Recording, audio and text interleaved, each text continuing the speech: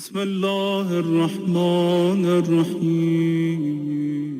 ہر نبی معجزہ دکھاتا ہے، اور چونکہ معجزہ منصب الہیہ کی علامت ہے، توجہ رہے، معجزہ کیوں دکھانا پڑتا ہے؟ اس لیے کہ نبی کہتا ہے میں اللہ کی طرف سے نبی ہوں، ٹھیک ہے نا، میں اللہ کی طرف سے نبی ہوں۔ اب جو بھی کہے کہ میں اللہ کی طرف سے ہوں،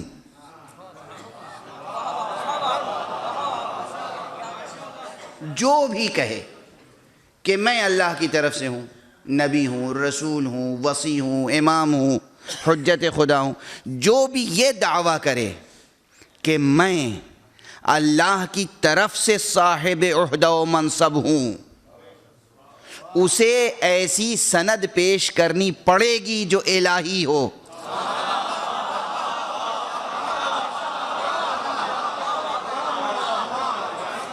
سادہ طور پہ کہہ کے نہیں گزر سکتا کہ میں اللہ کا بنایا ہوا ہوں،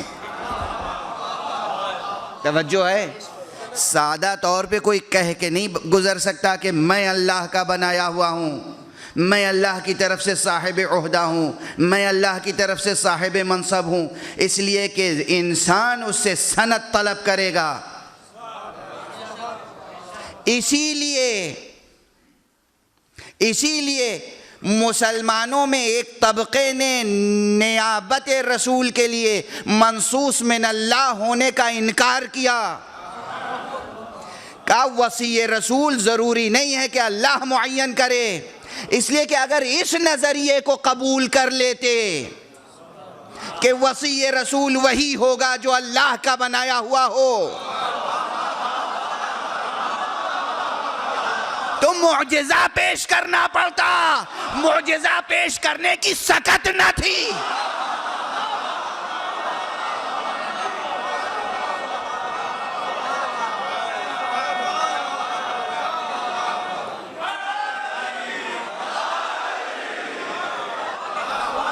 معجزہ پیش کرنے کی قوت نہیں ہے، صلاحیت نہیں ہے، استعداد نہیں ہے، اس لیے کہ معجزہ تو وہی پیش کرے گا جس کا نفس متعلق ہو ذات الہی سے، جو اللہ والا ہوگا وہی اللہ کی طرف سے معجزہ پیش کرے گا، اس لیے کہہ دیا کہ منصوص من اللہ نہیں ہونا چاہیے، توجہ ہے۔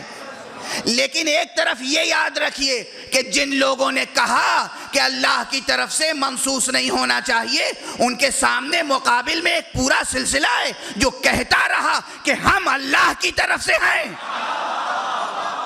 اس کے معنی یہ ہے کہ وہ دنیا کے سامنے کھڑا رہا، جب چاہو سند مانگ لو۔ صلوات پڑھ دے محمد و آلہ۔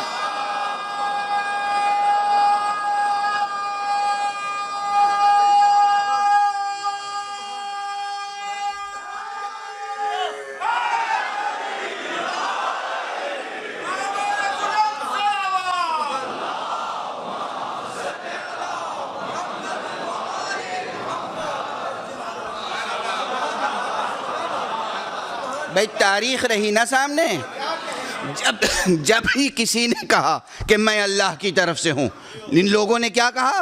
اللہ کی طرف سے ہو تو معجزہ دکھاؤ۔ ایک بکنم نے کہہ دیا کہ نہیں، وصایت نبی، خلافت نبی منصوص من اللہ نہیں ہے، منصوص من اللہ کہہ کر خاموش ہو گئے، ان سے کوئی پوچھے ہی گا نہیں کہ معجزہ لائیے۔ اب کرامتیں بیان کرنے کی ضرورت بھی نہیں ہے، بے ضرورت کام کیوں کیے جاتے ہیں، ضرورت ہی نہیں ہے، ہمیں معلوم ہے خدا کی طرف سے نہیں ہے تو کرامت کیا ہوگی؟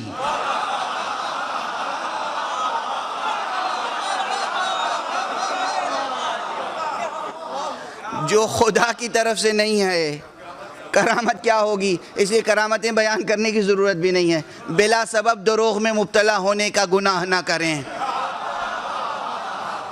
لیکن دوسری طرف جو کہتے رہے مسلسل کہ ہم خدا کی طرف سے منصوص ہیں، اس کا مطلب یہ ہے کہ جب چاہو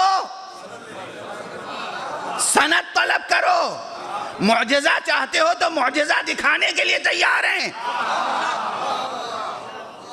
اسی لیے تاریخ میں امیر المومنین علی ابن ابی طالب علیہ السلام کے لیے رد الشمس صرف ایک مرتبہ نہیں ہوا، سورج مشرق سے سورج مغرب سے پلٹا صرف ایک مرتبہ نہیں، 2 مرتبہ، ایک مرتبہ حیات پیغمبر میں، ایک مرتبہ بعد پیغمبر۔ حیات پیغمبر میں معجزہ نبوت ہے، بعد پیغمبر معجزہ امامت ہے۔ صلوات پڑھ دیں محمد و آل محمد۔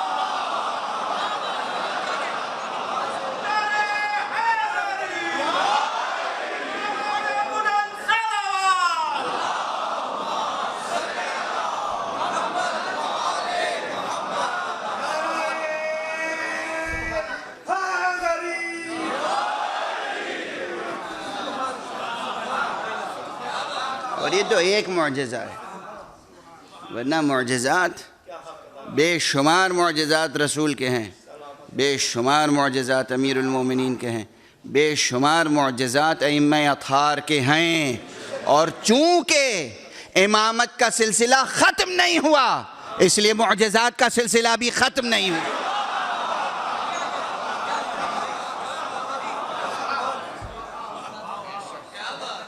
آج بھی معجزے ہوتے ہیں۔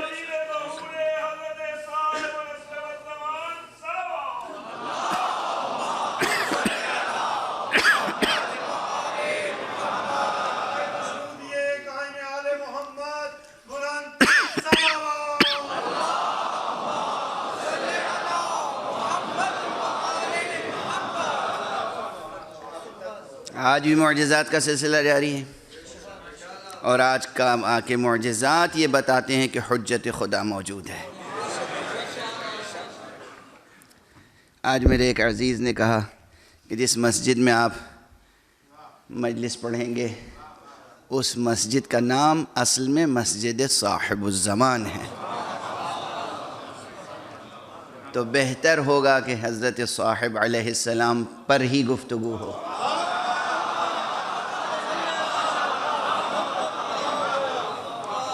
اسی لیے میں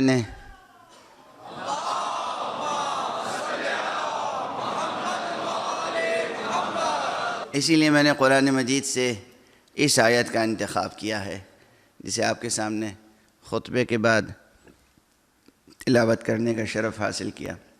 سورہ مبارکہ قصص کی 5ویں آیت ہے۔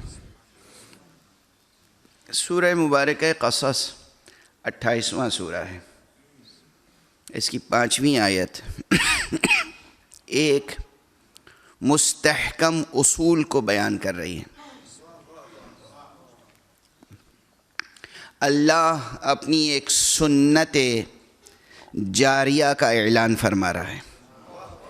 اللہ سبحانہ و تعالیٰ کی طرف سے ایک اعلان ہو رہا ہے کہ دیکھو ہمارا قانون یہ ہے، ہمارا ارادہ یہ ہے۔ کسی اور کا ارادہ تو بدل سکتا ہے، یا ممکن ہے کہ کسی اور کا ارادہ نافذ نہ ہو، مگر خداوند عالم کا ارادہ نافذ نہ ہو، یہ ممکن۔ پروردگار نے فرمایا وَنُرِيدُ أَن نَّمُنَّ عَلَى الَّذِينَ اسْتُضْعِفُوا فِي الْأَرْضِ۔ وَنُرِيدُ، اور ہم یہ چاہتے ہیں۔ کون فرما رہا ہے؟ ہم یہ چاہتے ہیں، اللہ کا ارادہ ہے، ہم یہ چاہتے ہیں، یعنی ہمارا یہ قانون ہے، ہمارا یہ ارادہ ہے، ہماری یہ سنت ہے۔ ہم یہ چاہتے ہیں وَنُرِيدُ أَن نَّمُنَّ عَلَى الَّذِينَ اسْتُضْعِفُوا فِي الْأَرْضِ، کہ جن لوگوں کو زمین میں کمزور بنا دیا گیا، دنیا میں جن لوگوں کا استحصال ہوا، جنہیں ایکسپلائٹ کیا گیا، جنہیں کچلا گیا، دبایا گیا، روندا گیا، جن کے حق چھین لیے گئے، جنہیں ابھرنے نہیں دیا گیا، جن کو ان کا حق نہیں دیا گیا، ہم ان پر احسان کریں، ان پر اپنی منت خاص کریں۔ وَنُرِيدُ أَن نَّمُنَّ، ہم ان پہ منت کریں، احسان کریں، ان کے ساتھ حسن سلوک کریں۔ جن کو نمنا علی الذین، ان لوگوں پر جو کہ استضعفوا فی الارض، جن کو زمین میں دبا ضعیف بنا دیا گیا. اور کیا کریں؟ وَنَجْعَلَهُمْ أَئِمَّةً، اور انہی کو ہم باعظمت قائد اور امام بنائیں.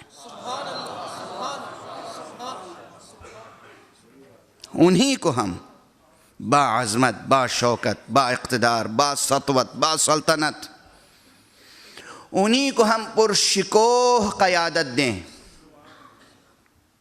وَنَجْعَلَهُمُ الْوَارِثِينَ، اور انہی کو ہم وارث بنائیں.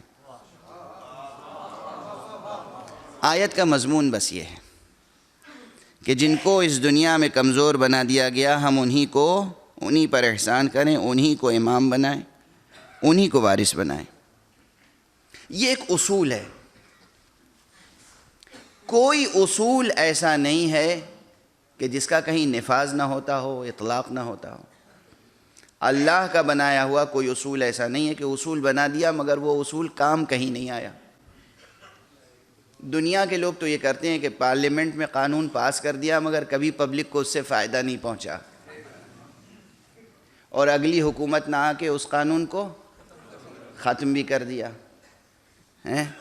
اللہ سبحانہ و تعالیٰ کے یہاں یہ نہیں ہے کہ قانون بنا اور کام نہیں آیا. قانون بنے گا تو نافذ ہوگا. جب اللہ کے نبی اور امام ایسے ہوتے ہیں کہ جب کسی حق کا اعلان کر دیتے ہیں تو وہ حق دے کر رہتے ہیں، حق کو پامال نہیں ہونے دیتے.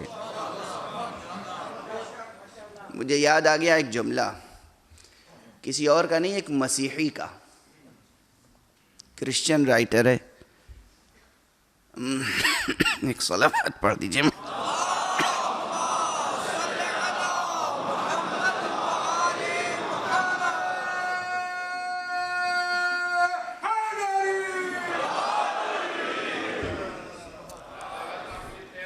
حضرت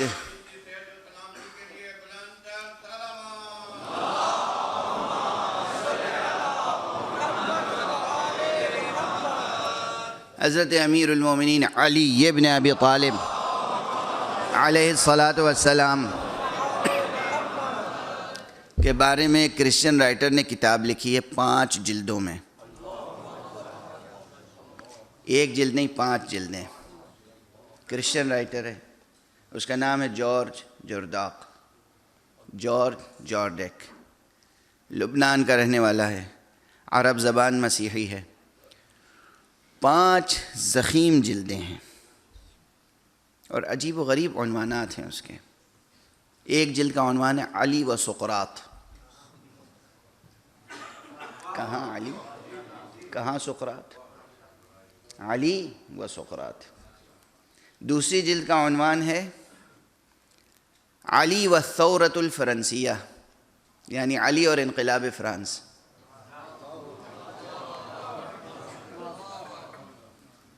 میرا ذہین مجمع وضاحت ابھی نہیں کروں گا. علی و سقراط، علی اور انقلاب فرانس. علی والقومیت العربیہ، علی اور عرب نیشنلزم.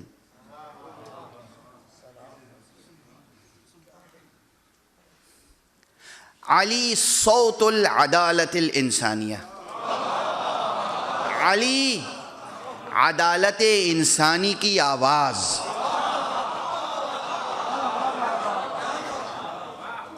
یہ عنوانات ہیں کتاب کے ہر جلد. علی صوت العدالت الانسانیہ. اس میں ایک مقام پہ لکھتا ہے کہ یہ کرسچن ہے اور ادیب ہے، شاعر ہے، جاہلی عربی لٹریچر کا متخصص ہے. کہتا ہے کہ لوگ حقوق بشر کی بات آج کرتے ہیں، آج حقوق بشر کی بات کرتے ہیں. یہ اس کے جملے ہیں سب، آپ داد دیجئے گا اسے، میں تو نقل کر رہا ہوں. وہ کہتا ہے کہ علی علیہ السلام کو اگر سمجھنا ہو ان کی عظمت کو، ان کی بزرگی کو، تو یوں سمجھو کہ آج یونائٹڈ نیشنز میں دنیا بھر کی ذہانتیں جمع ہوتی ہیں، دنیا بھر کے انٹلیکچوئلز جمع ہوتے ہیں. انہوں نے سب نے مل کر ایک چارٹر آف ہیومن رائٹس مرتب کیا ہے. وہ کہتا ہے کہ امیر المومنین علی ابن ابی طالب علیہ السلام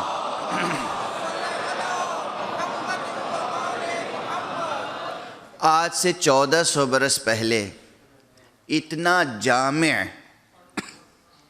چارٹر آف ہیومن رائٹس مرتب کیا ہے کہ یہ لوگ اس پہ کوئی اضافہ نہ کر سکے. جو جملے اس نے کہے، اس نے 4 فرق واضح کیے ہیں، کہ 4 موٹے موٹے فرق ہیں، نمایاں فرق ہیں علی علیہ السلام کے کارنامے میں اور ان کے کام میں. کہ ایک فرق تو یہی ہے کہ علی نے وہ کام 1400 برس پہلے کیا تھا.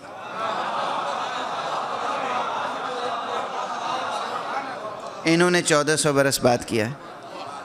ایک یہ تنہا فرق کافی ہے. دوسرا فرق، علی نے 1400 برس پہلے کیا اور تنہا کیا.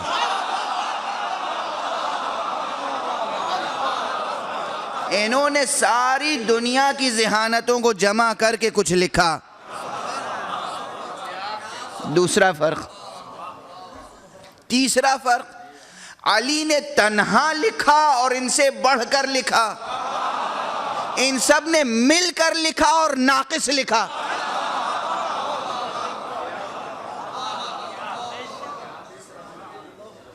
چوتھا فرق جو سب سے عظیم ہے، کہتا ہے فرق یہ ہے سب سے بڑا، انہوں نے جتنے حقوق کا تعارف کرایا، جتنے حقوق، جتنے رائٹس انٹروڈیوس کیے، سب کو خود ہی لکھا، خود ہی پامال کیا.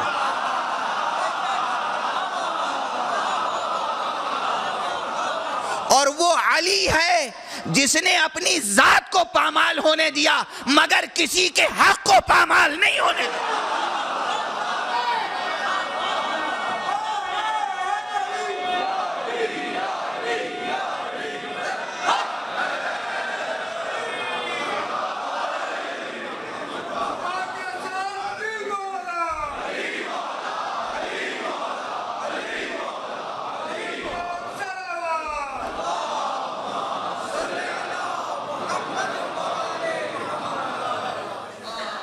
آگے بھی اب ایک جملہ کہوں، یہ کرسچن کا بیان ہے نا.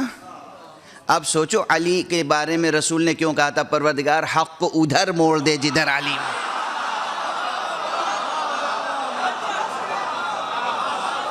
چونکہ اگر حق ادھر رہے گا جدھر علی رہیں گے تو حق محفوظ رہے گا.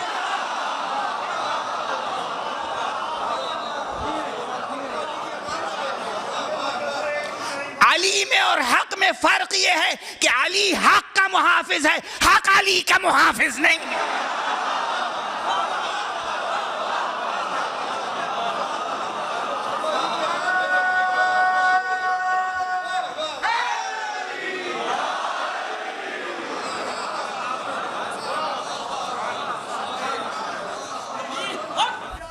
اسی لیے مجھے یہ نعرہ پسند ہے،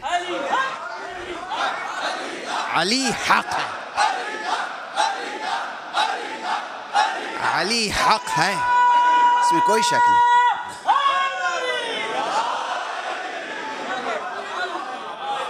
اس میں کوئی شک نہیں، علی حق ہے. علی کا محافظ جو حق ہے وہ صرف ایک حق تعالی ہے.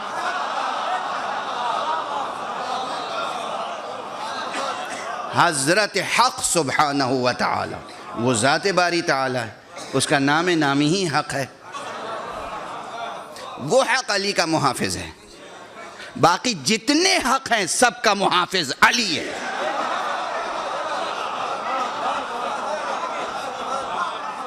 وہ حق علی کا محافظ ہے. باقی جتنے حق ہیں سب کا محافظ علی ہے. اور علی ایسا محافظ ہے جو تنہا محافظ نہیں ہے، علی کا بابا بھی حق کا محافظ ہے. یہ علی کی خاندانی سیرت ہے.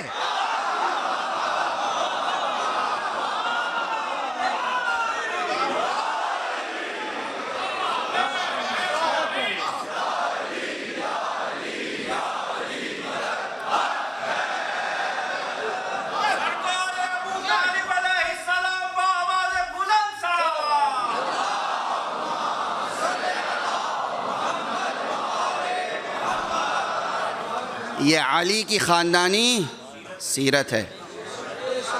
ابو طالب بھی حق کا ناصر و محافظ ہے. علی بھی حق کا ناصر و محافظ ہے. علی کی نسل بھی قیامت تک حق کی ناصر و محافظ ہے. بس یہ بات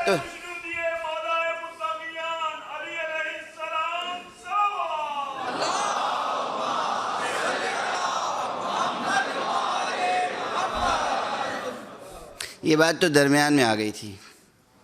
ایک جملے معترضہ بریکٹ میں، ورنہ عرض میں یہ کر رہا تھا کہ قرآن مجید کی آیہ مبارکہ جو سورہ مبارکہ ہے قصص میں، وہ کیا اعلان کر رہی ہے کہ پروردگار فرماتا ہے کہ جس کا بھی حق ضائع ہوگا ہم اس دنیا میں اسے امام بنائیں گے. یہ ایک عام اصول ہے. یہ ممکن نہیں ہے کہ اللہ کوئی اصول بنائے اور خود توڑ دے. جب اللہ کا جانشین، میں پھر یہ لفظ استعمال کروں، اللہ کا، کسی صاحب کو برا لگتا ہے یہ اردو کی بحث چھیڑ دیں گے، جانشین یعنی جگہ پہ بیٹھنے والا. اللہ کی تو کوئی جگہ ہی نہیں ہے. اللہ جسم نہیں رکھتا، مکان نہیں رکھتا، مکان و مکانیات سے منزہ ہے، زمان و زمانیات سے منزہ ہے. بے شک ایسا ہے، مگر اگر خطابت کے اسلوب میں سمجھاؤں تب بھی بات سمجھ لیجئے. اللہ مکان نہیں رکھتا مگر رکھتا ہے.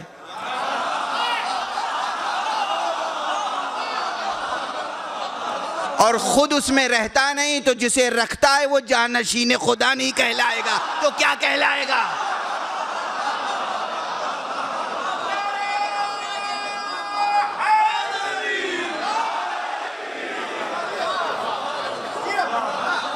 کعبہ اللہ کا گھر نہیں تو کیا آپ کا ہے؟ اللہ کا گھر ہے نا.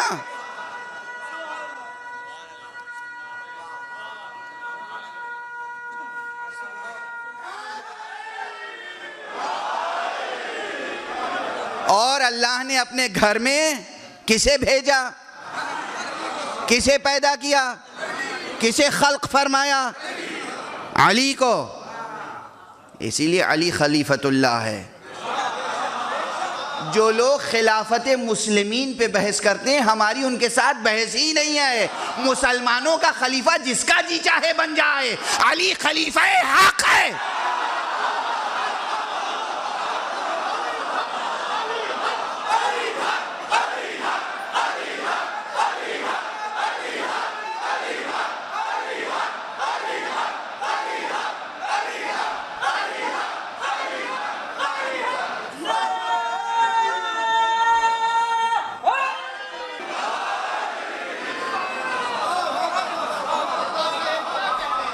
علی خلیفہ حق سبحانہ و تعالی ہے، خلیفہ خدا ہے. خلیفہ خدا، خلیفہ لفظ عربی ہے، اللہ لفظ عربی ہے. خلیفۃ اللہ کا فارسی ترجمہ کیجئے گا تو جانشین خدا ہوگا.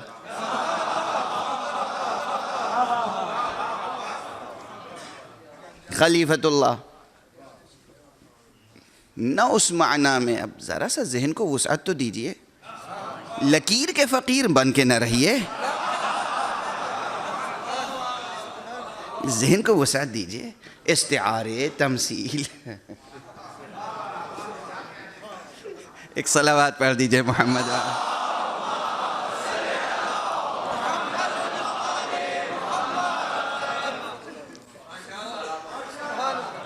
علی رسول محمد عربی صلی اللہ علیہ وآلہ وسلم کیا ہیں؟ رسول کیا ہیں؟ رسول کیا ہیں؟ جانشین خدا. رسول جانشین خدا ہیں. دلیل آیہ ولایت، انما ولیکم اللہ، بے شک تمہارا ولی اللہ ہے، ورسولہ، اور اس کا رسول. اللہ بھی ولی ہے، رسول بھی ولی ہے، تو کیا دونوں برابر کے ہیں؟ نہیں، یہ اس کے جانشین کی حیثیت سے ہیں.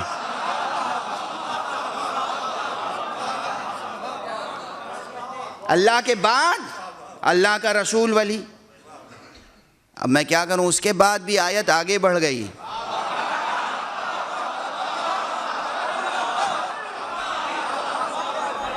جن کا دل نہیں چاہتا کہ علی کو مانے، اب وہ یہ عقیدہ رکھیں کہ جبرائیل سے غلطی ہو گئی.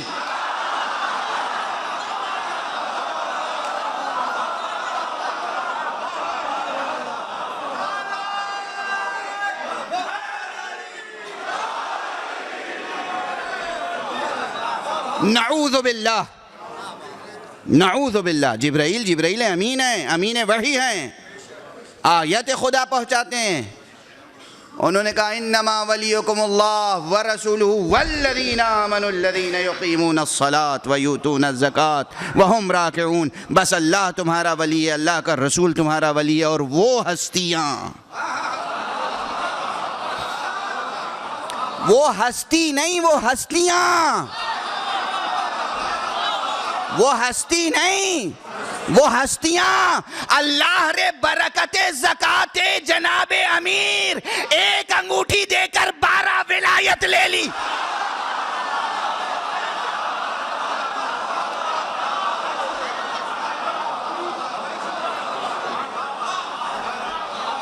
وہ امتحان ابراہیم تھا.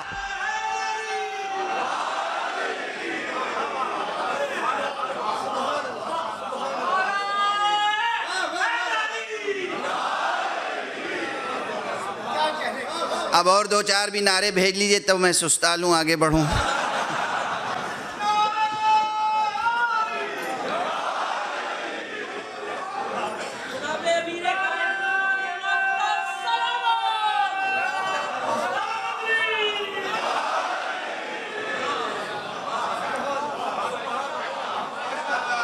سنیے، اب یہ جملہ یاد رکھنا عزیزو، یہ جملہ یاد رکھنا.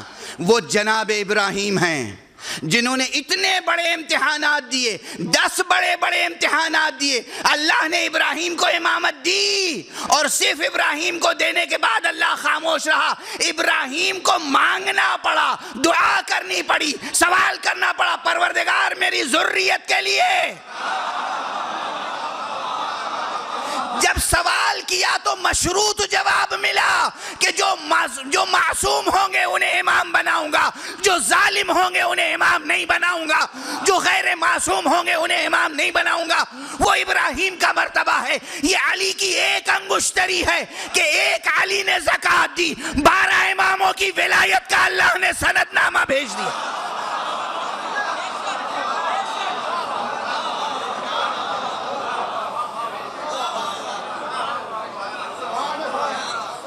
علی نے زکوٰۃ دی تھی، علی نے انگوٹھی دی تھی.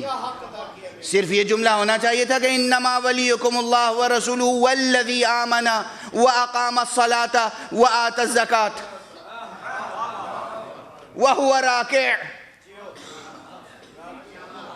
اللہ تمہارا ولی ہے اور اس کا رسول ولی ہے، اور وہ ذات جو ایمان لائی، جو نماز قائم کرتی ہے، اور جس نے زکوٰۃ دی حالت رکوع میں نہیں. والذین آمنوا، وہ ہستیاں جو ایمان لائیں.